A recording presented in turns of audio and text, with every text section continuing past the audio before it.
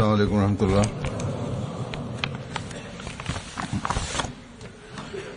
अशहदु अल्ला इलाहा इल्लल्लाह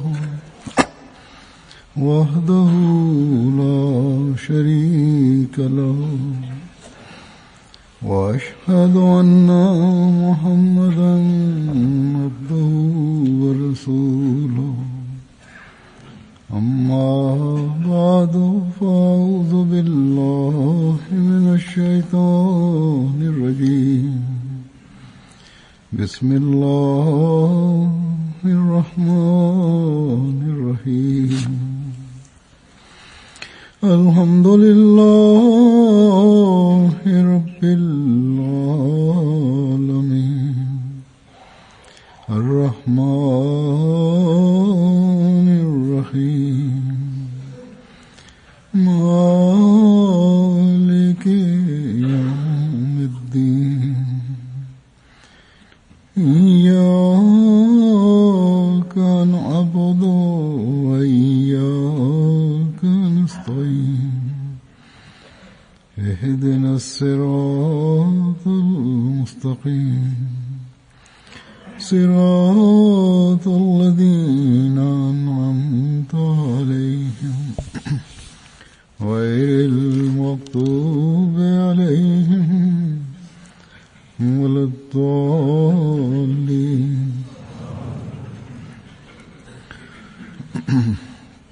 இப்போது ஹதரத் முஸ்லிம் மவுத் ரலியல்லாஹு அன்ஹு அவர்கள் கூறிய சில விஷயங்களை கூறுவேன். அவை நேரடியாகவோ அல்லது வேறு ஒருவர் மூலமாகவோ ஹதரத் வாக்களிக்கப்பட்ட மஸீஹ் அலைஹிஸ்ஸலாம் அவர்களிடமிருந்து கேட்கப்பட்டவை. அவற்றுள் பல படிப்பினைகள் நம் முன் வருகின்றன. அவற்றிலிருந்து இன்றும் கூட நாம் வழியை செப்பனிட பல வழிகாட்டல்கள் கிடைக்கின்றன. முதல் சம்பவம் தப்லீக் சம்பந்தமாக ஹதரத் வாக்களிக்கப்பட்ட மஸீஹ் அலைஹிஸ்ஸலாம் அவர்களுக்கு இருந்த ஆர்வம். அன்னார் எவ்வாறு ஜமாத்தை பார்க்க விரும்பினார்கள் என்பது குறித்ததாகும். ஹதரத் வாக்களிக்கப்பட்ட மஸீஹ் அலைஹிஸ்ஸலாம் அவர்களுக்கு தப்லீகிற்காக எந்த அளவுக்கு ஆர்வமும் வேதனையும் இருந்தது என்றால், அதன் தாக்கத்தை ஜமாத் அன்பர்களுடைய எண்ணங்களை குறிப்பிட்டவாறு கூறுகிறார்கள். ஹதரத் வாக்களிக்கப்பட்ட மஸீஹ் அலைஹிஸ்ஸலாம் அவர்களுக்கு தப்லீக் சம்பந்தமாக விதவிதமான கருத்துகள் தோன்றின. இரவும் பகலும் அதே சிந்தனையில்தான் இருந்தார்கள். இந்த தூது செய்தி ஒவ்வொரு மூலை முடுக்கையும் சென்றடைய வேண்டுமே என்று. ஒரு முறை அன்னார் ஒரு ஆலோசனை தெரிவித்தார்கள். நமது ஜமாத்திற்கு என்று ஒரு தனி உடை இருக்க வேண்டும். அவர் மட்டுமின்றி அவரே தன்னகத்தே ஓர் தப்லீக்காக இருப்பதற்காக, அதாவது இவர் அஹ்மதி என்று அதன் மூலம் அறியப்படலாம். ஒருவர் தனித்து அறியப்படுவது ஒன்றும் விஷயம் அல்ல. நிச்சயமாக அவர்களது எண்ணம் என்னவென்றால், இவ்வாறு கண்டு பிறரது கவனம் திரும்பும் அதே வேளையில் சுயம் அவருக்கும் ஓர் உணர்வு இருக்கும். நான் அஹ்மதி என்று அறியப்படுவேன், எனவே நான் செயல் ரீதியாகவும் கொள்கை அடிப்படையிலும் சரியாக இருக்க வேண்டும் என்று. ஆகவே இன்றும் கூட நமக்கு இந்த உணர்வை உருவாக்குவது அவசியமாகும். ஆடை ஒன்றும் ஒரு பொருட்டல்ல. குறைந்தபட்சம் நமது நிலைமைகளை பார்த்து ஒவ்வொருவரும் இவர் அஹ்மதி என்றும் பிறரை விட்டும் வித்தியாசமானவர் என்றும் உணர வேண்டும். அதற்காகவே ஆடைகளை பற்றி குறிப்பிடப்பட்டது. முஸ்லிம் மவுத் ரலியல்லாஹு அன்ஹு கூறுகிறார்கள், எவ்வாறு ஒரு முபல்லிக் அல்லது மார்க்க பணியாற்றுபவரின் வடிவம் இருக்க வேண்டும் என்று குறிப்பிடுகிறார்கள். ஒரு முபல்லிகின் வடிவம், தோற்றம் நம்பிக்கைக்குரியவரின் தோற்றமாக இருக்க வேண்டும். இது தப்லீகில் மிக அவசியமாகும். குத்தாமுல் அஹ்மதியாவிற்கு போதனை செய்தவாறு கூறினார்கள், ஆகவே நான் குதாமுல் அஹமதியாவிற்கு கவனம் ஊட்டுகிறேன். करते हुए आपने फरमाया அவர்களின் வெளிப்படையான தோற்றம் अहमदिया இஸ்லாமிய அடையாளங்களுக்கு ஏற்ப இருக்க வேண்டும். कि उनकी जाहिरी शक्ल அவர்களது தாடி, ரோமம் மற்றும் உடைகளில் எளிமையை கடைபிடிக்க வேண்டும். बालों में தூய்மையான சுத்தமான ஆடைகளை அணிவதில் இருந்து இஸ்லாம் தடுக்கவில்லை. மாறாக नजीफ लिबास அதுவே வெளிப்படையான தூய்மையை கடைபிடிக்குமாறு கட்டளையிடுகிறது. அசுத்தத்தின் அருகில் கூட செல்லாதீர்கள் என்கிறது. ஆனால் ஆடைகளில் அதிகம் செயற்கைத்தனத்தை கையாளுவது தடுக்கப்பட்டது. और गंदगी के करीब भी न जाओ. அதுபோன்று சிலர் கொஞ்ச நேரத்திற்கு ஒரு முறை तकल्लुफ इख्तियार தனது கோட்டையும் காலரையும் அழுக்காகிவிடவில்லையே என்று பார்த்து கொண்டே இருப்பார்கள். अपने कपड़ों को देख இது வீணான விஷயமாகும், பொருத்தமற்ற செயலாகும். उस पर गर्द तो नहीं पड़ गई. ये एक लगभ बात. ஹதரத் வாக்களிக்கப்பட்ட மஸீஹ் அலைஹிஸ்ஸலாம் அவர்களுடைய சமூகத்தில் சிலர் நல்ல நல்ல துணிமணிகளை கொண்டு வந்தார்கள். और आप उन कपड़ों को इस्तेमाल அன்னார் அதனை பயன்படுத்தவும் செய்தார்கள். मगर ஆனால் எப்போதும் உடைகள் ஸ்திரீ போடப்பட்டிருக்கின்றனவா என்று கவனிப்பவர்களாக இருந்ததில்லை. दिल में ये ख्याल हो அதுபோன்று உடையில் ஒரு தூசு கூட பட்டுவிடக் கூடாது என்று கருதியதும் இல்லை. कहते हैं कि कपड़ों पर बुरुश करवाना मना नहीं. கூறுகிறார்கள், துணிமணிகளை ஸ்திரீ செய்வது தவறல்ல. वक्त का बेशतर हिस्सा அதற்காக அதிகம் ஆர்வம் காட்டுவது, நேரத்தில் பெரும் பகுதியை அதற்காக செலவழிப்பது விரும்பத்தக்கதாக இருக்க முடியாது. அன்னார் கூறுகிறார்கள், बाद लोगों को इतना कॉम्प्लेक्स சிலருக்கு உடைகளை பற்றி எந்த அளவிற்கு காம்ப்ளெக்ஸ் இருக்கிறது என்றால் நான் பார்த்துள்ளேன். मौके पर சிலர் விருந்துகளின் போது कि हमारे அவர்களின் வடிவமே வேறு விதமாக மாறிவிடுகிறது. इंसान के எங்களிடம் இன்ன வகை கோட் இல்லை, இன்ன வகை கோட் இல்லை என்று வேறு கூறுகிறார்கள். दूसरों से மனிதரிடம் என்ன வகை உடைகள் உள்ளனவோ चले जाना चाहिए. அதனுடனேயே चीज तो மிகவும் நம்பிக்கையுடன் மக்களை சந்திக்க செல்ல வேண்டும். सफाई है. அசல் விஷயம் நிர்வாணம் மறைத்தல், ढांकने का लिबास मौजूद தூய்மை, சுத்தம். वजूद कोई शख्स किसी நிர்வாணத்தை மறைக்கும் ஆடைகள் இருக்கிறபோது हो जाता है ஒருவரை சந்திப்பதை தவிர்ப்பதற்கு என்னிடம் இன்ன வகை கோட் இல்லை, नहीं बल्कि दुनिया है. இன்ன வகை மேலாடை இல்லை என்பதுதான் காரணமாக இருக்கும் என்றால் அது மார்க்கமில்லை, உலகமாகும். ये इनके लिए आम வாழ்வை அர்ப்பணித்தவர்களுக்கு இதில் அறிவுரை உள்ளது. के குறிப்பாக முபல்லிகள் மற்றும் ஜமாத் அன்பர்கள் அசல் நோக்கம் பின்னால் போய்விடும் அளவுக்கு வெளிப்படையான வசதி வாய்ப்புகளுக்கு முன்னுரிமை தரக்கூடாது. का ख्याल भी नहीं அல்லது சிலர் இருக்கிறார்கள், याद रखना चाहिए. சுத்தம் பற்றி எண்ணமே அவர்களிடம் இருப்பதில்லை. அவர்கள் நினைவில் கொள்ள வேண்டும், हर मामले में தூய்மை ஈமானின் ஒரு பகுதியாகும். எனவே ஒவ்வொரு விவகாரத்திலும் நடுநிலைமையை கையாள வேண்டும். से இந்த பக்கமும் குனிந்து விடக்கூடாது, அந்த பக்கமும் குனிந்து விடக்கூடாது. कहते हैं फरमाते हैं कि तबलीग पर खास तौर पर जोर தப்லீக் சம்பந்தமாக அன்னார் ஒரு சம்பவம் கூறுகிறார்கள். दिल्ली आप गए तो कहते हैं தப்லீகிற்காக குறிப்பாக ஆர்வம் செலுத்த வேண்டும். मेरे लिए खैर அன்னார் டெல்லி சென்றிருந்தார்கள். கூறுகிறார்கள், वालों ने இம்முறை நான் சென்றபோது வியப்புக்குரிய ஒரு விஷயத்தை கண்டேன். कभी मुझे यहाँ ने டெல்லிக்காரர்கள் தேவையற்ற விஷயங்களை விவாதிப்பதை விட்டுவிட்டார்கள். दिल्ली के हर किस्म के लोग मुझसे मिलने முன்னர் எனக்கு எப்போது சந்திக்கும் வாய்ப்பு கிடைத்தாலும் டெல்லியின் எல்லா தரப்பு மக்களும் நம்மை சந்திக்க வந்தார்கள். भूल बात न की. விதவிதமான வாக்குவாதங்களை தொடங்கி விடுவர். मुझे याद है ஒருவரும் அறிவுபூர்வமான விஷயங்களை பேசவில்லை. था கூறுகிறார்கள், எனக்கு நினைவுண்டு, நான் சிறுவனாக இருந்தேன். यहाँ ठहरा हुआ था. அப்போது இங்கு வந்திருந்தேன் भाई भी हमारे டெல்லிக்கு. रिश्ते की உறவினர் வீட்டில் தங்கியிருந்தேன். जिनके ஹைதராபாத்தில் இருந்து எமது சகோதரர் முறை கொண்ட ஒருவரும் इशारा करके அங்கு रिश्ते के भाई ने எமது தாய்வழி பாட்டியின் வீட்டில் தங்கியிருந்தார்.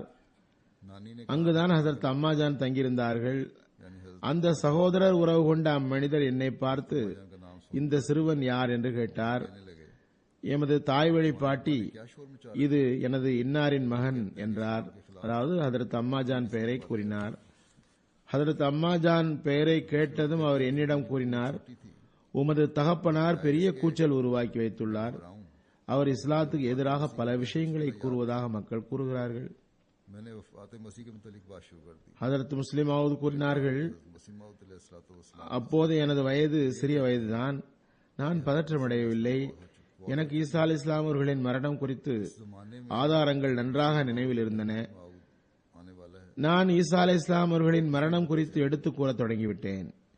மேலும் நான் கூறினேன், ஹதரத் ஈசா அலி இஸ்லாம் அவர்கள் இறந்து விட்டார்கள். जिनसे हजरत ईसा இக்காலத்தில் வாக்களிக்கப்பட்ட மசீஹும் மஹதியும் இவ்வும்மத்தில் இருந்துதான் வருவார் என்று மட்டும்தான் ஹதரத் வாக்களிக்கப்பட்ட மசீஹ் அலைஹிஸ் ஸலாம் கூறியுள்ளார்கள். मैंने उसके मुतालिक सारे ஹதரத் முஸ்லிம் அவர்கள் கூறுகிறார்கள், ஹதரத் ஈசா அலைஹிஸ் ஸலாம் அவர்களுடைய மரணத்தை நிரூபிக்கக்கூடிய வசனமாகிய யா ஈசா இன்னி முத்தவஃபீக வ ராஃபிஉக இலைய என்ற வசனம் எனக்கு நினைவில் இருந்தது. நான் அது பற்றி எல்லா கருத்துகளையும் நன்றாக விளக்கி கூறினேன். से पूछिए। அவர் மிகவும் வியந்து போய் கூறினார், யதார்த்தமாக இதன் மூலம் ஹதரத் ஈசா அலைஹிஸ் ஸலாம் இறந்து விட்டார்கள் என்று நிரூபணமாகிவிட்டது. तौबा करो, ஆனால் இந்த மௌலிமார்கள் ஏன் கூச்சல் போடுகிறார்கள்? पहले ही इन बातों को அதனை அந்த மௌலிமார்களிடமே கேளுங்கள் என்று நான் கூறினேன். कुफर पर உடனே தாய் வழிபாட்டு எதிர் நடவடிக்கை எப்படி இருந்தது?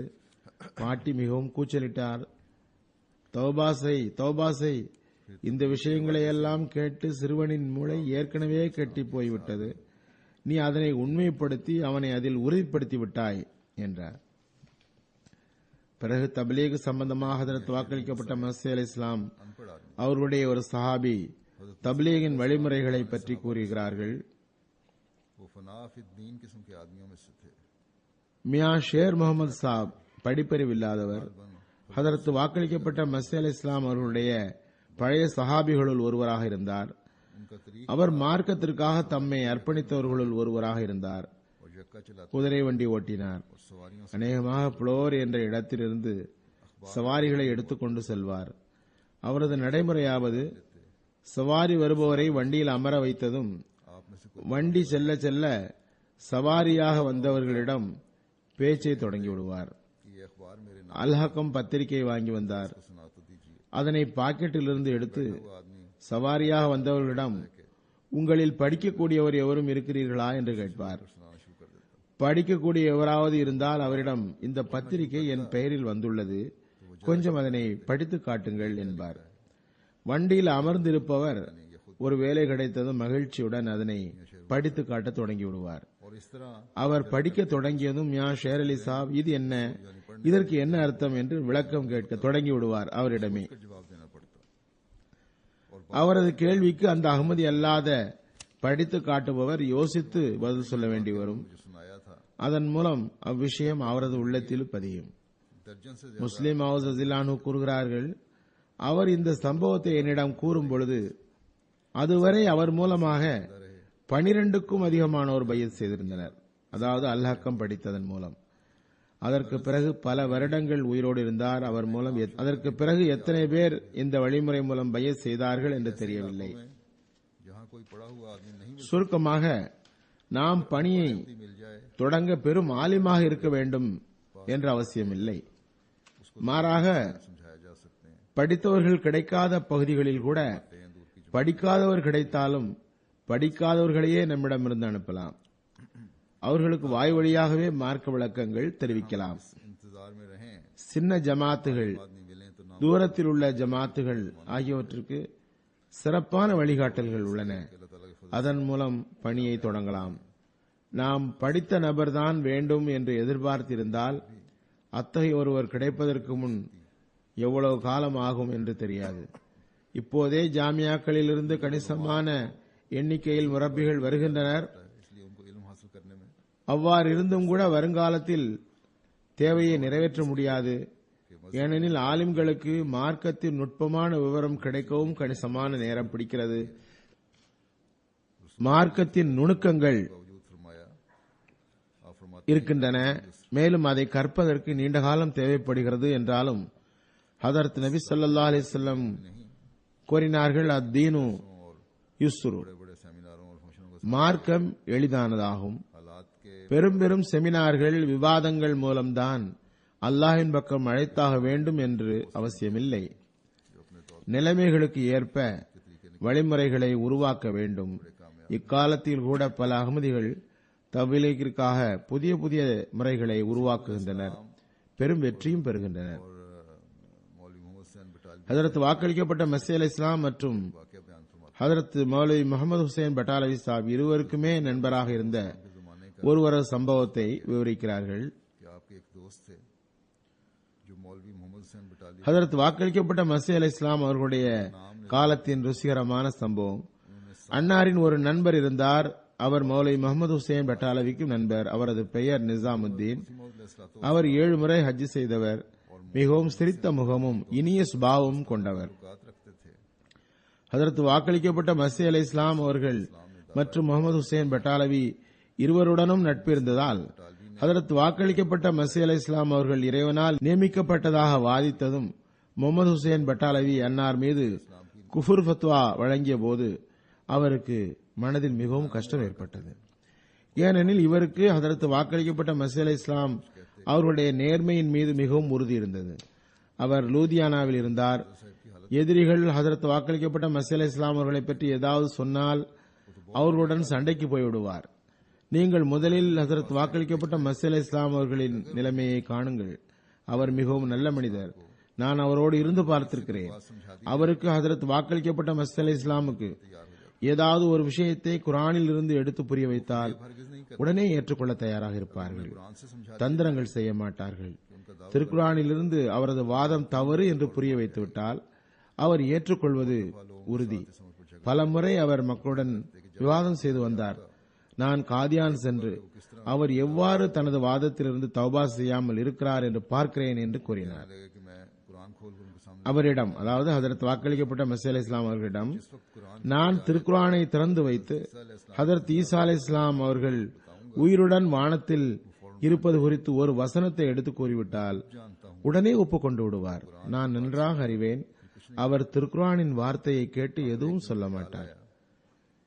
இறுதியில் ஒரு நாள் அவருக்கு ஒரு எண்ணம் வந்தது.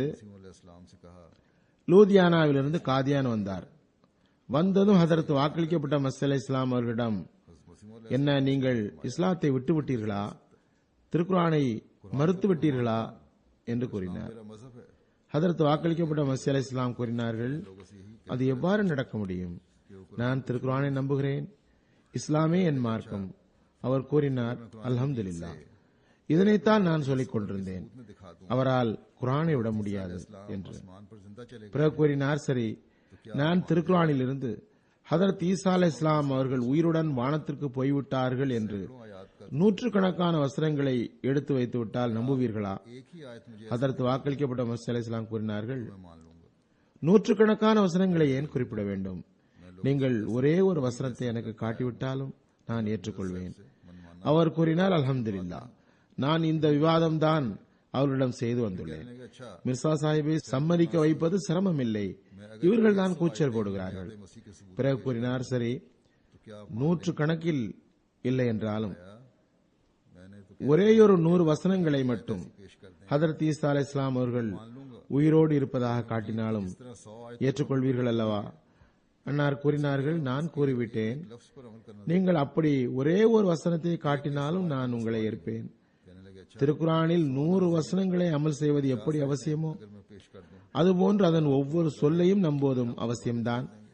100 வசனங்கள் என்ற பேச்சுக்கே இடமில்லை. मैं तो कह चुका அப்போது அவர் हूं कि आयत पेश करें 100 வசனம் இல்லாவிட்டாலும் 50 வசனம் காட்டினாலும் ஏற்றுக்கொள்வீர்கள் தானே? उम्र पर உங்கள் வாக்குறுதி அப்போது இருக்குமா, விட்டு விடுவீர்களா என்று கேட்டார். शायद इतनी आयतें ஹதரத் வாக்களிக்கப்பட்ட மசீஹ் அலைஹிஸ் ஸலாம் கூறினார்கள், कहने लगे நான் கூறிவிட்டேன், நீங்கள் ஒரே ஒரு வசனத்தை எடுத்து வையுங்கள், நான் ஏற்றுக்கொள்ள தயாராக இருக்கிறேன். इस्लाम हंस पड़े और फरमाया ஹதரத் வாக்களிக்கப்பட்ட மசீஹ் அலைஹிஸ் ஸலாம் அவர்கள் இதில் உறுதியை வெளிப்படுத்த लगे अच्छा मैं अब जाता हूं 4-5 दिन तक आऊंगा और आप தொடங்கியதும் ऐसी அவருக்கு ஒருவேளை இவ்வளவு வசனங்கள் இதற்கு ஆதாரமாக இல்லை போலும் என்ற சந்தேகம் வந்தது. கடைசியில் கூறினார், भी वहीं थे। நான் 10 வசனங்களை எடுத்து வந்தாலும் हुसैन बटालवी நீங்கள் நிச்சயம் ஏற்றுக்கொள்வீர்கள் இல்லையா என்றார். हो रहा था। ஹதரத் வாக்களிக்கப்பட்ட மசீஹ் அலைஹிஸ் ஸலாம் சிரித்து விட்டார்கள். कुछ मुबाहिसा கூறினார்கள், நான் முதலிலேயே खलीफा अव्वल கூறியதில் நிற்கிறேன், ஒரே ஒரு வசனத்தை வையுங்கள் என்றார்கள். சரி, நான் கிளம்புகிறேன். मुबाहिसे का 5 நாட்களுக்குள் திரும்புவேன். திருக்குர்ஆனில் இருந்து அத்தகைய வசனங்களை காட்டுவேன் என்றார். அந்நாட்களில் முகமது ஹுசைன் பட்டாலவி லாகூரில் இருந்தார். ஹசரத் கலீஃபா அவ்வல் அவர்களும் அங்கிருந்தார்கள். மௌலை முகமது ஹுசைன் பட்டாலவியுடன் விவாதத்திற்கான நிபந்தனைகள் வகுக்கப்பட்டுக் கொண்டிருந்தன. ஹதரத் வாக்களிக்கப்பட்ட மஸீஹ் அலைஹிஸ்ஸலாம் அவர்களுடன் விவாதம் நடைபெற இருந்தது. அதற்கான நிபந்தனைகளை ஹலிஃபா அவ்வல் மற்றும் முகமது ஹுசைன் பட்டாலவி இருவருக்கும் இடையே வரையப்பட்டு வந்தன. அதற்காக இருவருக்கும் இடையில் கடிதங்கள் எழுதப்பட்டு வந்தன. விவாத பொருள் மஸீஹின் மரணம் என்பதாக இருந்தது. முகமது ஹுசைன் பட்டாலவி கூறினார், திருக்குர்ஆனுக்கு விளக்க உரையா ஹதீஸ்கள் உள்ளன. எனவே ஹதீஸிலிருந்து ஒரு விஷயம் நிரூபிக்கப்பட்டுவிட்டால் அது திருக்குர்ஆனின் கருத்தே என்று புரியப்படும். எனவே ஹதீஸின் அடிப்படையில் மஸீஹின் மரணம் குறித்து விவாதிக்க வேண்டும். ஹதரத் மௌலவி சாப் அதாவது ஹலிஃபா அவ்வல் கூறினார்கள், திருக்குர்ஆன் ஹதீஸ்களை விட முன்னுரிமை பெற்றது. எனவே எந்த நிலையிலும் ஒருவர் தனது கருத்தை திருக்குர்ஆனில் இருந்து நிரூபிக்க வேண்டும். இந்த விவாதம் பல நாட்கள் நடந்தது. விவாதத்தை சுருக்குவதற்காக எப்படியாவது முகமது ஹுசைன் சாஹிபுடன் விவாதம் நடத்திவிட வேண்டும் என்பதற்காக ஹலிஃபா அவ்வல் அவர்கள் அவரது பல கோரிக்கைகளை ஒப்புக்கொண்டு வந்தார்கள். மௌலவி முகமது ஹுசைன் சாஹிப் அதில் மிகவும் மகிழ்ச்சி அடைந்தார். நாம் எந்த நிபந்தனையை ஏற்க செய்ய வேண்டும் என்று நினைத்தாலும் ஏற்றுக்கொள்கிறார் என்று நினைத்தார். இந்நிலையில் அங்கு மியா நிசாமுத்தீன் சாப் வந்து சேர்ந்தார்கள். கூறினார், இப்போது எல்லா விவாதங்களையும் நிறுத்துங்கள். நான் இப்போது ஹதரத் சாஹிபை சந்தித்து வந்துள்ளேன். அவர் முற்றிலும் தௌபா செய்வதற்கு தயாராக உள்ளார். நான் உங்களுக்கும் ஹதரத் மிர்சா சாஹிப் அவர்களுக்கும் நண்பனாவேன். எனவே உங்களுக்கும் அவருக்கும் இடையில் கருத்து வேறுபாட்டால் மிகவும் கஷ்டத்துக்குள்ளாகிவிட்டேன். ஹதரத் மிர்சா சாஹிப்பின் இயல்பில் ஒரு நேர்மை உண்டு என்பதையும் நான் அறிந்துள்ளேன். எனவே அவரிடம் சென்று வாக்குறுதி வாங்கி வந்துள்ளேன். திருக்குர்ஆனில் இருந்து ஒரு 10 வசனங்களை ஹதரத் ஈசா அலைஹிஸ்ஸலாம் அவர்கள் வானத்திற்கு சென்றது குறித்து காட்டினீர்கள் என்றால் அவர் ஹதரத் மஸீஹ் அலைஹிஸ்ஸலாம் உயிருடன் இருத்தலை நம்ப தயாராக உள்ளார். நீங்கள் எனக்கு அத்தகைய 10 வசனங்களை காட்டுங்கள். முகமது ஹுசைன் பட்டாலவின் இயல்பில் கடும் கோபம் இருந்தது. மிகவும் அவசரக்காரரும் கூட. கூறினார், மதி குறைந்தவரே, எனது எல்லா வேலைகளையும் கெடுத்து விட்டீர். நான் 2 மாதம் விவாதம் செய்து அவரை ஹதீஸின் பக்கம் கொண்டு வந்துள்ளேன். நீர் மீண்டும் குர்ஆனின் பக்கம் கொண்டு போய்விட்டீர். மியா நிசாமுத்தீன் சாப் கூறினார், உங்களுக்கு ஆதரவாக ஒரு 10 வசனங்கள் கூட இல்லையா? அவர் கூறினார், முகமது ஹுசைன் பட்டாலவி, நீர் ஒரு முட்டாள். குர்ஆனுக்கு என்ன அர்த்தம் என்று உமக்கு என்ன தெரியும்? மியா நிசாமுத்தீன் கூறினார்கள், குர்ஆன் எங்கிருக்கிறதோ அங்குதான் நானும் இருப்பேன். இதனை கூறிவிட்டு அவர் காதியான் வந்தார். ஹதரத் மஸீஹ் மவ்ஊத் அலைஹிஸ்ஸலாம் அவர்களுடைய கையில் பையத் செய்தார். பிறகு அன்னார் கூறுகிறார்கள், முஸ்லிம் பாருங்கள், திருக்குர்ஆனின் மீது ஹதரத் மஸீஹ் மவ்ஊத் அலைஹிஸ்ஸலாம் அவர்களுக்கு எவ்வளவு நம்பிக்கை இருந்தது. அவர்கள் எவ்வளவு உறுதியுடன் கூறினார்கள், திருக்குர்ஆன் தமக்கு எதிராக இருக்க முடியாது என்று. அதன் பொருள் குர்ஆனுக்கும் ஹதரத் மஸீஹ் மவ்ஊத் அலைஹிஸ்ஸலாமுக்கும் குறிப்பான உறவு எதுவும் இருக்கும் அல்லது அஹ்மதியா ஜமாத்துடன் குறிப்பான தொடர்பு இருக்கிறது என்று பொருள் அல்ல. திருக்குர்ஆன் உண்மையின் வழியை காட்டும். எந்த பிரிவு உண்மையில் உள்ளதோ அதற்கு ஆதரவாக இருக்கும். ஹதரத் மஸீஹ் மவ்ஊத் அலைஹிஸ்ஸலாம் அவர்களுக்கு தாம் உண்மையின் மீது இருப்பதாக உறுதி இருந்தது. எனவே திருக்குர்ஆனும் அவர்களுடன் இருந்தது. எனவேதான் ஹதரத் மஸீஹ் மவ்ஊத் அலைஹிஸ்ஸலாம் அவர்கள் கூறி வந்தார்கள், எனது ஒரு வாதம் திருக்குர்ஆனுக்கு ஏற்ப இல்லை என்றால் அதனை நான் குப்பை தொட்டியில் போட்டு விடுவேன். ஹதரத் மஸீஹ் மவ்ஊத் அலைஹிஸ்ஸலாம் அவர்களுக்கு தமது வாதம் குறித்து ஏதும் சந்தேகம் இருந்தது என்று அதற்கு பொருள் அல்ல, ஒருபோதும் பொருள் அல்ல. மாறாக இதனை கூற காரணம் என்னவென்றால், திருக்குர்ஆன் என்னை உண்மைப்படுத்தும் என்று அவர்களுக்கு உறுதி இருந்தது. இந்த நம்பிக்கைதான் அவர்களை உலகில் வெற்றி கொள்ளச் செய்தது. எனவே ஒவ்வொரு அஹ்மதிக்கும் எப்போதும் இந்த நம்பிக்கை இருக்க வேண்டும். திருக்குர்ஆன் ஹதரத் மஸீஹ் மவ்ஊத் அலைஹிஸ்ஸலாம் மற்றும் அஹ்மதியா ஜமாத்துடன் தான் இருக்கிறது. திருக்குர்ஆனின் ஆதரவினால் தான் ஒவ்வொரு நாளும் தூய இயல்பு கொண்ட மக்களின் நெஞ்சங்களை வெளிச்சமாக்கியவாறு ஜமாத்தின் எண்ணிக்கை அதிகமாகிறது. பிறகு எதிர்ப்பும் கூட நேர்வழிக்கு காரணமாக இருக்கிறது என்று விளக்கியவாறு என்னார் கூறுகிறார்கள், எதிர்ப்பு அதிகமாகும் போது ஜமாத்திற்கு வளர்ச்சி கிடைக்கிறது. எதிர்ப்பு அதிகமாகும் பொழுது அல்லாஹ் தஆலாவின் அற்புதகரமான ஆதரவுகளும் உதவிகளும் கூட அதிகமாகிறது. எனவே ஹதரத் மஸீஹ் மவ்ஊத் அலைஹிஸ்ஸலாம் அவர்களுடைய நண்பர் எவரேனும் எம் ஊரில் கடும் எதிர்ப்பு இருக்கிறது என்று குறிப்பிட்டால் அன்னார் இது உமது முன்னேற்றத்தின் அடையாளமாகும் என்று கூறுவார்கள். எதிர்ப்பு ஏற்படும் போது ஜமாத்தும் வளர்கிறது. எதிர்ப்பின் காரணத்தால் பல அறிமுகமில்லாத மக்களும் கூட ஜமாத்தை குறித்து தெரிந்து கொள்கிறார்கள். சிறிது சிறிதாக அவர்களது உள்ளத்தில் ஜமாத்தின் நூல்களை படிக்கும் ஆர்வம் ஏற்படுகிறது. அவர்கள் நூல்களை படித்ததும் உண்மை அவர்களின் உள்ளத்தை ஆட்கொண்டு விடுகிறது. ஹதரத் மசீமது அலைஹிஸ்ஸலாம் அவருடைய சமூகத்தில் ஒருமுறை ஒரு மனிதர் வந்தார், பையத் செய்தார். பையத் செய்த பிறகு ஹதரத் மசீமது அலைஹிஸ்ஸலாம் அவர்கள் அவரிடம், உங்களுக்கு தப்லீக் செய்தது யார் என்று கேட்டார்கள். அவர் நிதானமாக, மௌலவி சனாவுல்லா தப்லீக் செய்தார் என்றார். ஹதரத் மசீமது அலைஹிஸ்ஸலாம் வியப்புடன் எவ்வாறு என்று வினவினார்கள். அவர் கூறினார், நான் மௌலவி சாஹிபுடைய பத்திரிகைகளையும் நூல்களையும் படிப்பேன். நான் எப்போதும் அதில் அஹ்மதியா ஜமாத்திற்கு கடும் எதிர்ப்பு தெரிவிக்கப்பட்டதை பார்த்து வந்தேன். ஒருமுறை எனக்கு எண்ணம் வந்தது, நானே சுயம் இந்த இயக்கத்தின் நூல்களை படிக்க வேண்டும், அதில் என்ன எழுதப்பட்டுள்ளது என்று பார்க்க வேண்டும் என்று. நான் அந்த நூல்களை படிக்க தொடங்கியதும் எனது உள்ளம் திறந்தது. நான் பையத்திற்கு தயாராகிவிட்டேன். எதிர்ப்பின் முதல் பயன், அதன் மூலம் இறை இயக்கங்களுக்கு வளர்ச்சி கிடைக்கிறது. பலருக்கு அதனால் நேர்வழிக்கு வழி ஏற்படுகிறது. இன்றும் கூட எதிரிகளின் எதிர்ப்பு மக்களின் உள்ளம் திறக்க காரணமாகிறது. பெரும்பாலான முபல்லிகளின் அறிக்கைகளில் இது காணப்படுகிறது. பல கடிதங்களும் நேரடியாகவே வருகின்றன, எவ்வாறு அவர்கள் ஜமாத்தை அறிமுகம் பெற்றார்கள் என்று. ஹதரத் முஸ்லிம் மவ்ஊத் ரலியல்லாஹு அன்ஹு அவர்கள் அல்லாஹ் தஆலா அஹ்மதியான பிறகு ஒரு படிப்பறிவில்லாதவருக்கு கூட எவ்வாறு அறிவை தந்து விடுகிறான் என்றும் அவரிடமிருந்து சமயோசிதமான பதில்கள் வருகின்றன என்றும் விளக்கினார்கள். கூறுகின்றார்கள், லூதியானா பகுதியில் மியான் நூர் முகமது சாஹிப் இருந்தார்கள். இவர்கள் கீழ் ஜாதி மக்களிடம் தப்லீக் செய்தார்கள்.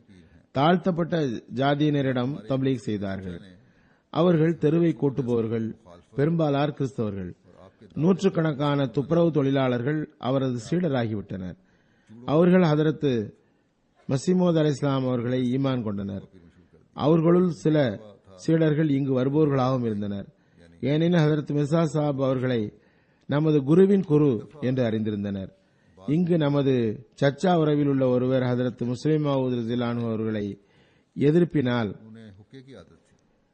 அன்னாரின் வாதத்தை எளிநகையாடும் பொருட்டு தன்னை சக்லீர்களின் பீர் என்று பிரபலப்படுத்தினார். அவரது வாதமாவது, லால் பேக் அல்லது துப்புரவு தொழிலாளர்களின் தலைவன். ஒருமுறை அம்மக்கள் இங்கு வந்தனர் விருந்தாளியாக. அவர்களுக்கு ஹுக்கா பிடிக்கும் பழக்கம் இருந்தது. ஹதரத் சாஹிபின் சபையில், அதாவது அவர்கள் சக்லீர்களின் தலைவர் என்று கூறியவரின் சபையில் ஹுக்காவை பார்த்து அதனை பிடிக்க அமர்ந்தார். ஹதரத் முஸ்லிம் மவ்ஊத் அவர்கள் கூறுகிறார்கள், அவரிடம் எமது சச்சா மார்க்க விவாதம் செய்ய தொடங்கினார். நீர் மிர்சா சாஹிபிடம் ஏன் வந்தீர்? உண்மையில் நீங்கள் எனது சீடர்கள். மிர்சா சாஹிப் உங்களுக்கு என்ன தந்தார்? துப்புரவு தொழிலாளர்கள் பொதுவாக படிப்பறிவில்லாதவர்களாக இருந்தனர். இதனை அவர்கள் கூறுகின்ற காலமும் இன்றிலிருந்து 70 வருடங்களுக்கு முன்பு. அன்னார் கூறுகிறார்கள், இப்போது தாழ்த்தப்பட்ட பிரிவினர் சற்று விழிப்புணர்வுடன் இருக்கிறார்கள். நான் கூறுவது 40 வருடங்கள் முந்தையது, அதாவது ஹதரத் மசீமோத் அலைஹிஸ்ஸலாம் காலத்து சம்பவம். அப்போது அந்த சமூகம் முற்றிலும் அறிவற்றவர்களாக இருந்தனர். எமது சச்சா அவரிடம், மிர்சா சாஹிப் உங்களுக்கு என்ன தந்தார் என்று கேட்டதும் அவர் பதில் சொன்னார், எங்களுக்கு நிறைய விஷயம் எல்லாம் தெரியாது, இருந்தும் இவ்வளவுக்கு எங்களால் புரிய முடியும். மக்கள் முதலில் எங்களை சக்கிலியர் என்றனர். மிர்சா சாஹிபுடன் தொடர்பு கொண்டதனால் எங்களை மிர்சாயி என்று அழைக்கின்றனர். நாங்கள் சக்கிலியராக இருந்தும் அன்னாரின் மூலமாக மிர்சா ஆகிவிட்டோம். ஆனால் நீங்கள் முதலில் மிர்சாவாக இருந்தீர், ஆனால் மிர்சா சாஹிப்பை எதிர்த்ததனால் சக்கிலியர் ஆகிவிட்டீர். இது வெளிப்படையாக பார்த்தால் நகைச்சுவையாக தெரிகிறது. ஆனால் அதனுள் மாரிஃபத்தின் ஒரு தத்துவமே இருக்கிறது. படிப்பறிவில்லாத மக்கள் இந்த கருத்தை வழங்கினர். அல்லாஹ் நபிமார்களின் எதிரிகளை அழித்து விடுகிறான், ஏற்றுக்கொண்டவர்களுக்கு வளர்ச்சியை தருகிறான். உண்மையான விஷயம் இதுதான். அஹ்மதியானதும் மனிதனது அறிவு மார்க்க விவகாரங்களில் கூர்மையாகி விடுகிறது. அது உலமாக்களை விட மேலோங்க வைத்து விடுகிறது. அவர்களை से ज्यादा ஆனால் இவ்விஷயத்தை அலட்சியம் செய்துவிட்டாலும் கூட எந்த அஹ்மதியை பற்றி அவரது வட்டத்தில் உள்ள மக்கள் உலகில் இல்லை என்று கூற முடியும். மாறாக ஒவ்வொரு அஹ்மதியும் அறிவிலும் புரிதலிலும் தமது காலத்தில் உள்ள ஒவ்வொரு கிறிஸ்தவர், இந்து, சிக் மற்றும் அஹ்மதி அல்லாதவரை விட மார்க்க விஷயத்தில் விவரமானவராகவே இருப்பார். அவர்களின் பற்றுறுதி, ஹதரத் மசீமது அலை இஸ்லாமுடைய இல்ஹாமை நிறைவேற்றும் ஆவல், அஹ்மதியத்தின் காரணத்தினால் தோன்றிய எதிர்ப்பு, அஹ்மதியத்தின் காரணத்தாலேயே அன்பாக மாறியது போன்ற சம்பவங்களை ஹதரத் முஸ்லிம் மவுத் எடுத்துக் கூறுகிறார்கள். गुजरात के लोगों का यहाँ आना याद है, यानी कादियान आना। கூறினார்கள், எனது சிறு सियालकोट வயது காலத்தில் इसलिए कि मरकज समझे குஜராத் மாவட்டத்தின் மக்கள் गुरदास இங்கு காதியான் வந்தது நினைவில் உள்ளது. की अपने वतन में அப்போது சியால்கோட்டும் குஜராத்தும் இயக்கத்தின் தலைமையகமாக கருதப்பட்டு வந்தது. குர்தாஸ்பூர் மிகவும் பின்தங்கியிருந்தது. நபிக்கு அவரது ஊரில் அதிக கண்ணியம் இராது என்பது விதியாகும். அக்காலத்தில் சியால்கோட் முதல் இடத்தில் இருந்தது, குஜராத் இரண்டாவது இடத்தில் இருந்தது. குஜராத்தில் இருந்து வந்த பலரது முகம் கூட எனக்கு இப்போது நினைவில் உள்ளது. எனக்கு நினைவில் உண்டு, பலர் ஹதரத் மசீமது அலை இஸ்லாம் அவர்களுடைய ஓர் இல்ஹாம் ஆகிய யாத்தீக மின்குல்லி ஃபஜ் நமீக் என்ற पूरा करने के लिए இல்ஹாமை நிறைவேற்றும் பொருட்டு மிகுந்த பற்றுறுதியால், उन्हें बड़े बड़े பொருளாதார நெருக்கடினால் அல்ல, मुखलिस மிகுந்த பற்றினால் நடந்தவாறே காதியான் வந்தார்கள். का ही वाकया है जो हाफिज रोशन अली साहब இல்ஹாமை பூர்த்தி செய்வதற்காக நடந்து காதியான் வந்தார்கள். பெரும் பெரும் முஹ்லிஸ்கள், பற்றுறுதி வாய்ந்தவர்கள் से आ रही அவர்கள் ஹதரத் மசீமது அலை இஸ்லாம் அவர்களுடன் நெருக்கமான தொடர்பு கொண்டிருந்தார்கள். हाफिज साहब இதுவும் குஜராத் மாவட்டத்தின் ஒரு சம்பவம். இது ஹாஃபிஸ் ரோஷன் அலி சாப் மர்ஹூம் கூறி வந்தார்கள். நானும் கூறியுள்ளேன். ஆண்டு மாநாட்டின் வேளையில் ஒரு ஜமாத் ஒரு பக்கம் இருந்து வந்து கொண்டிருந்தது மாநாட்டிற்காக. कहने लगे இன்னொரு புறமிருந்து இன்னொரு குழு வந்து கொண்டிருந்தது. जो पहले इमाम ஹாஃபிஸ் சாப் கூறினார்கள், நான் பார்த்தேன், இரு குழுவும் ஓரிடத்தில் சந்தித்ததும் அழத் தொடங்கினார்கள். इस वजह से ஏன் அழுகிறீர்கள் என்று நான் கேட்டேன். கூறினார், दुख दिया गया उसी इलाके இதில் ஒரு பகுதியினர் முன்னரே ஈமான் கொண்டவர்கள். வந்தவர்களுள் இரு பிரிவினருள் ஒரு பிரிவு முதலில் ஈமான் கொண்டவர்கள். कहाँ चले गए। ஈமான் கொண்ட காரணத்தினாலேயே அந்த இன்னொரு குழு அவர்களுக்கு தொல்லை கொடுத்து வந்தது. ईद का नूर हमें भी எந்த அளவுக்கு எனில் கடைசியில் அவர்கள் ஊரை காலி செய்து விட்டனர். निकालने वाले थे। பிறகு அவர்கள் எங்கு சென்றார்கள் என்று எங்களுக்கே தெரியாமல் போய்விட்டது. சில காலங்களுக்கு பிறகு அல்லாஹ் தஆலா அஹ்மதியத்தின் ஒளியை எங்களிடமும் பரப்பினான். बैत करने वालों को நாங்கள் அஹ்மதிகளை अब हम எங்கள் வீடுகளிலிருந்து எதிர்ப்பினால் வெளியேற்றியவர்கள். இப்போது நாங்களே அகமதியாகிவிட்டோம். हमारे वो भाई ஆக हमने अपने घरों से निकाला। எதிர்ப்பாக இருந்தவர்கள் பிறகு அகமதிகளாயினர். जब हमने उनको आते देखा तो हमारे दिल इस दर्द के जज्बे से पूरे हो गए। முதலில் பையத் செய்தவர்களை வெளியேற்றிய பிறகு मगर हम उनसे दुश्मनी और दावत करते थे, பிறகு यहाँ तक कि हमने இங்கு வந்து சேரும்போது निकलने पर அல்லாஹ்வுடைய ஞானத்திலிருந்து आज खुदा ने अपने फजल से நாங்கள் வெளியேற்றிய அந்த சகோதரர்கள் வேறு பக்கம் இருந்து வந்தனர். रो रहे थे நாங்கள் அவர்களை பார்த்ததும், कि बिछड़े அவர்களின் வருகையை பார்த்ததும் வேதனையால் எம் உள்ளம் நிரம்பியது. இம்மக்கள் எம்மை நேர்வழியின்பால் ஈர்த்தனர். நாமோ அவர்களிடம் பகைமையும் விரோதமும் காட்டினோம். எந்த அளவுக்கு என்றால் அவர்கள் வீட்டை விட்டு போகும் நிர்பந்தத்துக்கு ஆளாயினர். இன்று मौलवियों இறைவன் எங்கள் எல்லோரையும் ஒன்று சேர்த்து விட்டான். असर அந்த உணர்ச்சியால் நாங்கள் அழுகிறோம் என்றனர். आमतुल मुस्लिम இது அஹ்மதியத்தின் அருளாகும். அது मसीह हाथ से परिंदे बनाते थे, பிரிந்து சென்றவர்களை ஒன்று திரட்டிவிட்டது. उनमें जान ஷைத்தான் அவர்களுக்கிடையில் பிரிவினை ஏற்படுத்தினான். तमाम परिंदों அல்லாஹ்வின் அருளால் அஹ்மதியத் அவர்களை ஒன்று சேர்த்து விட்டது. இன்ஷா அல்லாஹ் இப்போதும் அந்த காட்சி தென்படும். மௌலைமார்கள் பொதுமக்களிடம் தவறான தாக்கத்தை ஏற்படுத்தியுள்ளனர். மஸ்தி தமது கையால் பறவைகளை படைத்தார். பிறகு அதில் உயிரை போட்டார். அங்கிருந்து அவை பறவைகளை போன்று பறந்தன. இது திருக்குர்ஆனை சரியாக புரியாததன் காரணத்தால் ஆகும். पानी पर वास அதன் பொருள் ஆன்மீக தகுதியுடைய மக்களுக்கு பயிற்சி தந்து அல்லாஹ்வின் பக்கம் ஆன்மீகமாக பறந்து செல்லும் தகுதியுடையவராக மாற்றினார் என்பது மட்டுமே ஆகும். எவ்வாறு இருப்பினும் அவ்வாறு கோட்பாடு வைத்திருக்கும் कर रहे थे। மௌலவி சாஹிப் ஒருவர் अब लिखते हैं कि एक दफा மசீமௌத் அலை இஸ்லாம் அவர்களுடன் உரையாடி கொண்டிருந்தார். எழுதுகிறார்கள், ஒருமுறை ஒரு மௌலவியிடம் ஹதரத் மசீமௌத் அலை இஸ்லாம் கேட்டார்கள், மசி பறவையை படைத்தார் என்று கூறுகிறீர்கள். உலகில் நமக்கு தென்படுகிற பறவைகளுள் சில இறைவன் படைத்தவையாக இருக்கும், சில மசி படைத்தவையாக இருக்கும். இரண்டிற்கும் இடையே ஏதாவது வித்தியாசம் கூற முடியுமா? क्या बिन இறைவன் படைத்த பறவைகள் எவை, மசீஹ் படைத்தவை எவை என்று அறிந்து கொள்வதற்கு हो सके कौन सा என்று கேட்டார்கள். அந்த மௌலவி பஞ்சாபியில் கூறினார், इस पर वो அது சிரமமாகும். बोले இறைவன் படைத்த பறவைகளும் மசீஹ் படைத்தவைகளும் கலந்துவிட்டன. இப்போது இரண்டையும் பிரித்து பார்ப்பது சிரமம் खुदा ताला के पैदा करदा और ஹதரத் மஸீஹ் மவ்ஊத் அலைஹிஸ்ஸலாம் அவர்கள் मिलजुल गए हैं. अब इन दोनों में इम्तियाज கிறிஸ்தவர்களுக்கு எதிரில் கடும் வார்த்தைகளை பயன்படுத்தியுள்ளார்கள் என்று கூறப்படுகிறது. ஆனால் பார்க்கும்போது விஷயம் வேறாகும். அன்னார் முந்திக் கொண்டு முதலில் ஒருபோதும் எதுவும் சொன்னதில்லை. इस्लाम के मुतल्लिक़ ஹதரத் முஸ்லிம் மவ்ஊத் கூறுகிறார்கள், சில வேளை ईसाइयों के खिलाफ விஷயம் அளவுக்கு மீறும் போது அதே அளவுக்கு பதிலடியும் தர வேண்டி வருகிறது. கிறிஸ்தவர்கள் எப்போதும் பெருமானார் ஸல்லல்லாஹு அலைஹி வஸல்லம் மீது தாக்குதல் தொடுத்து வந்தனர். भी पहल नहीं की முஸ்லிம்கள் அதற்கு பதில் தருவதில்லை என்பதால் कि बाज़ दफा கிறிஸ்தவர்கள் இஸ்லாத்தின் நிறுவனரிடம் பலகீனம் உள்ளது என்று கருதிவிட்டனர். जवाब भी देना ஒரு மார்க்கத்தில் பலகீனம் இல்லை என்றால் அது மசீஹ் ஒருவரிடம் மட்டும்தான் என்று கருதினர். அவர்கள் முஸ்லிம்களின் நல்லியல்பை தவறாக பொருள் புரிந்து கொண்டனர். நாம் அசுத்தத்தை உமிழ்கிறோம், அவர்கள் திருப்பி செய்வதில்லை. அதிலிருந்து அவர்களது தலைவரிடம் யதார்த்தத்தில் அவை காணப்படுகின்றன என்று தெரிகிறது என்று கருதினர். முஸ்லிம் மவ்ஊத் ரலியல்லாஹு அன்ஹு கூறினார்கள், நாளுக்கு பின் நாள் கழிந்தன, के गलत मानी लेते थे வாரங்களுக்கு பின் வாரங்கள் கழிந்தன, कि हम गंद வருடங்களுக்கு பின் வருடங்களும், नहीं उछाल நூற்றாண்டுகளுக்கு பிறகு நூற்றாண்டுகளும் கழிந்தன. 7-8 நூற்றாண்டுகள் தொடர்ந்து கிறிஸ்தவர்கள் அசுத்தங்களை உமிழ்ந்து வந்தனர். முஸ்லிம்களின் மீதும் ஹதரத் நபி ஸல்லல்லாஹு அலைஹி வஸல்லம் அவர்கள் மீதும் முஸ்லிம்கள் மன்னித்து வந்தனர். இறுதியில் ஹதரத் மஸீஹ் மவ்ஊத் அலைஹிஸ்ஸலாம் அவர்களுக்கு அல்லாஹ் அனுமதி தந்தான். இப்போது நீங்களும் உங்களது கைகளை காட்டுங்கள் என்றும் माफ करते रहे. அவர்களிடம் எதுவும் குறைபாடு இருக்கிறதா இல்லையா என்று கூறுங்கள் என்றான். அந்த வகையில் ஹதரத் மஸீஹ் மவ்ஊத் அலைஹிஸ்ஸலாம் இயேசுவை பற்றி யூதர்கள் கூறிய விஷயங்களை, அதுவும் கிறிஸ்தவர்களின் நூல்களில் எழுதப்பட்ட விஷயங்களை எழுதினார்கள். चुनांचे हज़रत मसीह ஹதரத் மஸீஹ் மவ்ஊத் அலைஹிஸ்ஸலாம் அவர்கள் 2-4 நூல்கள் எழுதியதும் எல்லா கிறிஸ்தவர்களும் உலகில் கூச்சலிட்டனர், இந்த முறை சரியில்லை என்று. या खुद मसीहों की किताबों में लिखी हुई थी.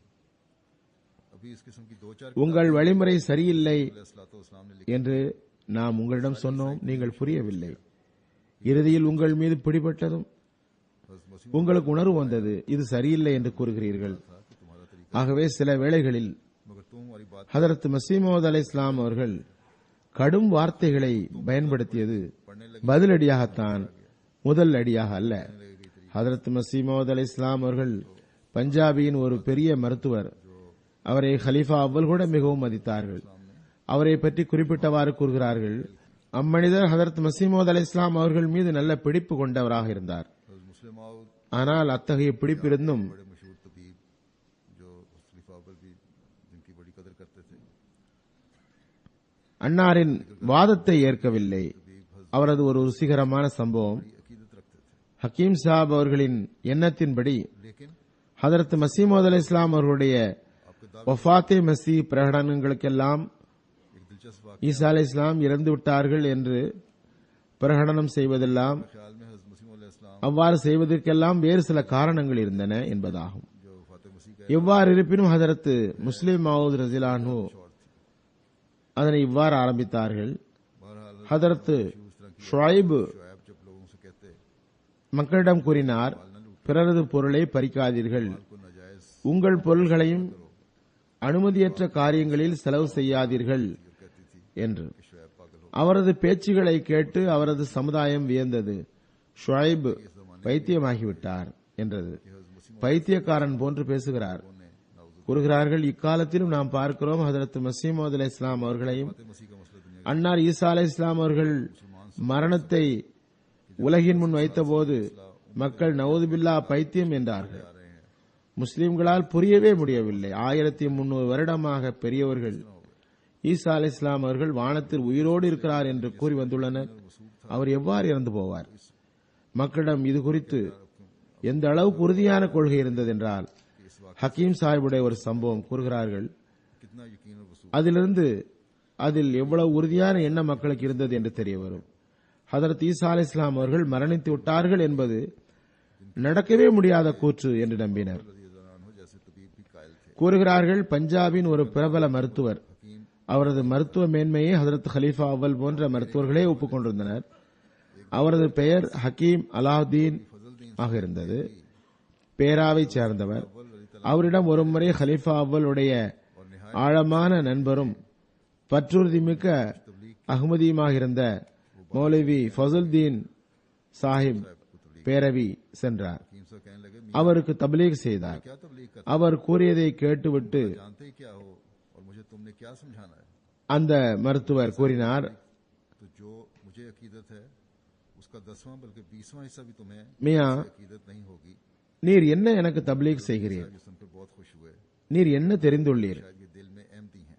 எனக்கு என்ன புரிய வைக்கப் போகிறீர்? इस बात को सुनकर மிர்சா சாஹிப் மீது எனக்கு இருக்கிற साहब से अकीदत பிடிப்பில் और मैं खुश 10 ஒரு பாகம், ஏன் 20 ஒரு பாகம் கூட உமக்கு இருக்க முடியாது. भी सुनो।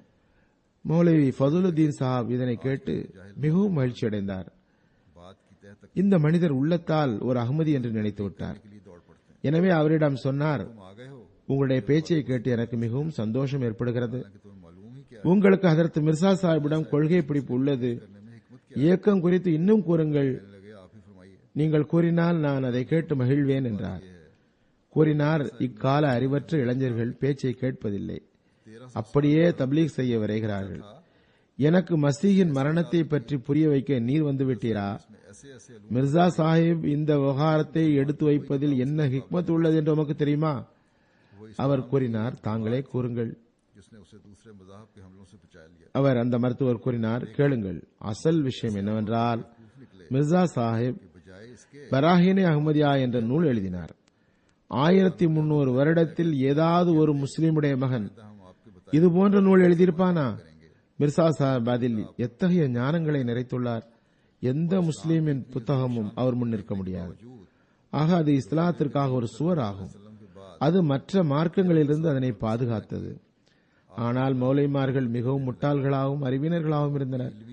அவருக்கு நன்றி செலுத்துவதற்கு பதில் மரியாதையுடன் அவரிடம் இனி நீங்கள் கூறுகிற ஆதாரங்களை பயன்படுத்துவோம் என்று கூறுவதற்கு பதில் गुस्सा आना चाहिए। திருப்பி அவர் மீது குஃபர் ஃபத்வா தந்தனர். हकीम साहब फरमाते இஸ்லாத்திற்காக அவர் செய்த மகத்தான பணிகளை பார்த்த பிறகு ஹதரத் நபி ஸல்லல்லாஹு அலைஹி வஸல்லம் அவர்களுக்கு பிறகு 1300 வருடத்தில் எவரும் செய்யாத பணிகளை பார்த்த பிறகும் அவருக்கு எதிராக குஃபர் ஃபத்வா தரத் தொடங்கினர். हयाते मसीह का மௌலைமார்கள் தமது அறிவை காட்ட நினைத்தனர். நாங்கள் பெரியவர்கள் என்று கருதினர். அதனால் தான் மிர்சா சாஹிபுக்கு கோபம் வந்துவிட்டது. மிர்சா சாஹிபுக்கு கோபம் வர வேண்டியதுதான் வந்தது. कुरान से ही இதெல்லாம் ஹக்கீம் சாஹிப் கூறுகிறார். அந்த மருத்துவர் கூறுகிறார். இனி ஆதாரம் எடுத்து வைக்கிறார் ஹக்கீம் சாஹிப். இந்த வகையில் मौलवियों को மௌலைமார்களிடம் மிர்சா சாஹிப் கூறினார், அப்படியா, உங்களது அறிவில் பெரும் கர்வம் வேறா? सबूत देने लग மசி உயிருடன் இருக்கிறார் என்று திருக்குரானில் எவ்வளவு நிரூபணமாகிறதோ அதற்கு எதிரில் அவரது மரணத்தை நிரூபிப்பது சாத்தியமில்லாததாக தெரிகிறது. ஆனால் நான் குரானில் இருந்தே ஹதரத் மசி அலை இஸ்லாமுடைய மரணத்தை நிரூபித்து காட்டுகிறேன். உங்களுக்கு தைரியம் இருந்தால் மறுத்து காட்டுங்கள், பார்ப்போம். एक ही इलाज है, இந்த வகையில் மௌலைமார்களின் அறிவீனத்தை காட்டுவதற்காக कायम है மசீஹின் மரண விவகாரத்தை எடுத்து வைத்துள்ளார். का मौलवियों திருக்குரானிலிருந்து அதற்கு நிரூபணம் தரத் தொடங்கினார். தொடர்ந்து ஹக்கீம் சாஹிப் கூறுகிறார், மௌலைமார்கள் எல்லா கூச்சல்களையும் இடட்டும், நாவே அழியட்டும், கலிமா உடையட்டும். முழு இந்தியாவின் மௌலைமார்களும் சேர்ந்து மிர்சா சாஹிபின் ஆதாரங்களை எதிர்கொள்ள முடியாது. कुरान से ही அவர்கள் தலையையே தூக்க முடியாதவாறு மிர்சா சாஹிப் அவர்களை பிரித்து விட்டார். और ये இப்போது இதற்கு ஒரே சிகிச்சை தான் உள்ளது. வஃபாத்தே மசீஹ் என்ற, அதாவது மசீஹ் அலை இஸ்லாமுடைய மரணம் என்ற ஒரு விவாதமே இல்லை. மசீஹ் உயிருடன் இருக்கிறார் என்ற கொள்கைதான் நிலையானது. ஆனால் இதற்கு ஒரே தீர்வு என்னவென்றால், இந்த சச்சரவை அகற்ற ஒரே வழி, எல்லா மௌலைமார்களும் சேர்ந்து ஒரு குழுவாக வந்து ஹதரத் மிர்சா சாஹிப்பிடம் போக வேண்டும். அவரிடம் கூற வேண்டும், நாங்கள் உங்கள் மீது கண்ணிய குறைவாக குஃபர் ஃபத்வா எல்லாம் கொடுத்து விட்டோம், எங்களை மன்னித்து விடுங்கள் என்று கூற வேண்டும். हकीकत में मानने की तौफीक मिलती है। பிறகு மிர்சா சாஹிப் குரானில் இருந்தே ஈசா அலை இஸ்லாம் அவர்கள் உயிரோடு இருக்கிறார் என்று நிரூபித்து காட்டுகிறாரா இல்லையா? कि वफात मसीह का பாருங்கள். मसला कोई नजर இவ்வாறு அவர் விளக்கம் தந்துள்ளார். பாருங்கள், क़याम के लिए மசீமது அலை இஸ்லாமுடன் நல்ல பிடிப்பு இருந்தும் और हज़रत मसीह मौद மசீஹ் உயிரோடு இருக்கிறார் என்ற கொள்கையில் எவ்வளவு உறுதியாக இருந்தார். பயத்தில் வர முடியவில்லை, ஆனால் நல்ல பிடிப்பிருந்தது. நாம் உண்மையில் அன்னாரை ஏற்றுக்கொண்டது அல்லாஹ்வுடைய அருளாகும். நாம் எப்போதும் நினைவில் கொள்ள வேண்டும், மசீஹின் மரணம் என்ற விவகாரம் கொள்கை விவகாரம் அல்ல, மாறாக தௌஹீதினை நிலைநாட்டுவதற்கு மிக மிக அவசியமாகும். ஹதரத் மஸீஹ் மவ்ஊத் அலைஹிஸ்ஸலாம் அவர்கள் அல்லாஹ்வுடைய தௌஹீதை நிலைநாட்ட வேண்டியிருந்தது. இந்த வகையில் ஹதரத் முஸ்லிம் மவ்ஊத் கூறுகிறார்கள், ஹதரத் மஸீஹ் மவ்ஊத் அலைஹிஸ்ஸலாம் அவர்கள் ஹதரத் ஈசா அலைஹிஸ்ஸலாமுடைய மரணத்தை நிரூபித்து முழுமையான ஏகத்துவத்தின் பாதையில் இருந்த தடையை அகற்றினார்கள். இதன் காரணத்தினால்தான் இந்த விவகாரத்துக்கு இவ்வளவு அழுத்தம் தந்தார்கள். இரவும் பகலும் அதனை குறிப்பிட்டு வந்தார்கள். ஹதரத் முஸ்லிம் மவ்ஊத் ரலியல்லாஹு அன்ஹு கூறுகிறார்கள், எனக்கு நினைவுண்டு ஒருவர் கூறினார், ஹுசூர் இந்த விவகாரத்தை விட்டுவிடுங்கள். ஹுசூர் அவர்களிடம் ஒரு கம்பீரம் இருந்தது. கூறினார்கள், எனக்கு இது சம்பந்தமாக சில வேளை எவ்வளவு ஆவேசம் ஏற்படுத்துகிறது என்றால் நான் பைத்தியமாகிவிடக் கூடாது என்று கருதுகிறேன். இந்த விவகாரம் இஸ்லாத்திற்கு கடும் நஷ்டம் விளைவித்துள்ளது. நாம் இதனை சின்ன பின்னமாக்காமல் நிம்மதி மூச்சு விட முடியாது. சிலர் இது என்ன பெரிய விவகாரம் என்று கூறுகிறார்கள். இது அஹதியத்தின் வழியில் பெரும் தடையாகும். இதனை அகற்றுவதற்காக ஹதரத் மஸீஹ் மவ்ஊத் அலைஹிஸ்ஸலாம் அவர்களிடம் பெரும் ஆவேசம் இருந்தது. அந்த ஆவேசம்தான் இறை அருளை ஈர்த்தது, உண்மைக்கு அடித்தளமிட்டது. நம்மில் இஸ்லாத்தின் மீது அன்புள்ள ஒவ்வொருவரும் புரிய வேண்டும், ஹதரத் மஸீஹ் மவ்ஊத் அலைஹிஸ்ஸலாம் அவர்களின் உள்ளத்தில் இருந்த நெருப்பின் ஒரு கங்குதான் இது. எவரது உள்ளத்தில் இஸ்லாத்தை பரப்பும் துடிப்பும் இறை நேசத்தின் உணர்வும் இருக்குமோ அவரால் ஹதரத் மஸீஹ் மவ்ஊத் அலைஹிஸ்ஸலாம் அவர்களின் உள்ளத்தில் இருந்தது நெருப்பின் ஒரு கங்காகும் என்று உணர முடியும். எனவே நமது எல்லா முயற்சிகளும் இந்த மைய புள்ளியை சுற்றியே இருக்க வேண்டும், அதனை சார்ந்து இருக்க வேண்டும். நாம் இவ்விஷயத்தை உணர முடியவில்லை என்றால் நாம் செய்யும் காரியங்கள் வெளிப்படையில் தௌஹீதாக இருந்தாலும் உண்மையில் அது ஏதாவது இணை வைத்தலை முன்வைக்கக்கூடியதாகவே இருக்கும். தௌஹீதும் இணை வைத்தலை முன்வைப்பதும் எப்படி ஒன்றாக இருக்க முடியும்? இதனை விளக்கியவர் ஹதரத் முஸ்லிம் மவ்ஊத் ரலியல்லாஹு அன்ஹு ஒரு சம்பவத்தை எடுத்து வைக்கிறார்கள். ஹதரத் மஸீஹ் மவ்ஊத் அலைஹிஸ்ஸலாம் அவர்களின் காலத்தில் ஒரு சாஹிப் இங்கு படித்து வந்தார். அவர் தினமும் ஹதரத் நபி ஸல்லல்லாஹு அலைஹி வஸல்லம் அவர்கள் மறைவானவற்றை அறிந்தவர்கள் என்று வாதம் செய்பவராக இருந்தார். அவரது தலையில் ரோமானிய தொப்பி இருந்தது. ஒரு நாள் ஒரு மனிதர் அவரை அழைத்து, ஹதரத் நபி ஸல்லல்லாஹு அலைஹி வஸல்லம் அவர்களுக்கு இதனை பற்றியும் தெரியும் என்று புரிய முடிகிறதா? எந்த வெட்கமும் விடாமல் கூறினார், ஆம், கண்டிப்பாக அவர்களுக்கு தெரியும். இதற்கு காரணம் என்னவென்றால், மக்கள் வஹதானியத் அதாவது ஏகத்துவம் வரை செல்கின்றார்கள், அஹதியத்தின் அதாவது தனித்த ஒருமை பக்கம் செல்ல முடியவில்லை. இது புரியத்தக்க விஷயமாகும். வஹதானியத் வரை செல்கின்றனர், அஹதியத் வரை செல்வதில்லை. இதனை அடையும் பொழுது மனிதனும் ஓரளவுக்கு ஹாலிக் ஆவான், படைப்பாளன் ஆவான், ராசிக் உணவளிப்பவன் ஆவான். அவ்வாறிருந்தும் இறைவன் தனி, படைப்பினம் தனி, இரண்டுக்கும் ஒன்றுபட்ட நிலை ஒருபோதும் இருக்க முடியாது. வாஹித் அஹத் சுருக்கமாக அகராதி மூலம் விளக்குகிறேன், அதன் மூலம் புரிவது எளிதாக இருக்கும். அல்லாஹ் தஆலா வாஹிதாகவும் இருக்கிறான், அஹதாகவும் இருக்கிறான். வஹதானியத் என்பதன் பொருள் ஏகத்துவம் என்ற பண்பு அல்லாஹ்வுடைய பண்பின் நிழலாக இருக்கிறது. மனிதன் ஓரளவுக்கு அதனை பிரதிபலிக்க முடியும். அதில் மிக உயர்ந்த அளவுக்கு ஒரு உதாரணமாக ஒருவர் ஆக முடியும் என்றால் அது ஹதரத் நபிகள் நாயகம் ஸல்லல்லாஹு அலைஹி வஸல்லம் அவர்கள் ஆவார்கள். ஆனால் பண்புகளின் முழுமை முழுக்க முழுக்க இறைவனிடமே உள்ளது. அஹது என்பதன் பொருள் தனித்தவன். அஹதுக்கு எதிரில் பிற ஒன்றை கற்பனை செய்யக்கூட முடியாது. ஆகவே முஸ்லிம் மவ்ஊத் ரலியல்லாஹு அன்ஹு கூறினார்கள், அஹதியத்தின் உண்மையை நாம் புரியும் போதுதான் உண்மையான தௌஹீத் நிலை நிற்கும். ஹதரத் மஸீஹ் மவ்ஊத் அலைஹிஸ்ஸலாம் அவர்களுடைய இலக்குகளை முழுமை செய்தவாறு உண்மையான தௌஹீதை நிலைநாட்டுவதற்கு நமக்கு அல்லாஹ் வாய்ப்பை தருவானாக.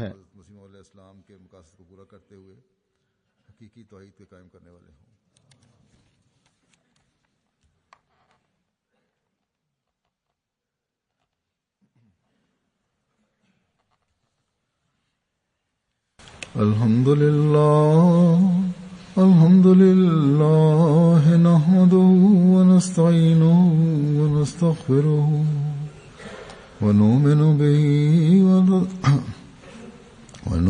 به ونتوكل عليه ونعوذ بالله من شرور أنفسنا ومن سيئات أعمالنا من يهده الله فلا مضل له ومن يضلل فلا هادي له ونشهد أن لا إله إلا الله ونشهد أن محمدا عبده ورسوله عباد الله رحمكم الله إن الله يأمر بالعدل والإحسان وإيتاء ذي القربى وينهى عن الفحشاء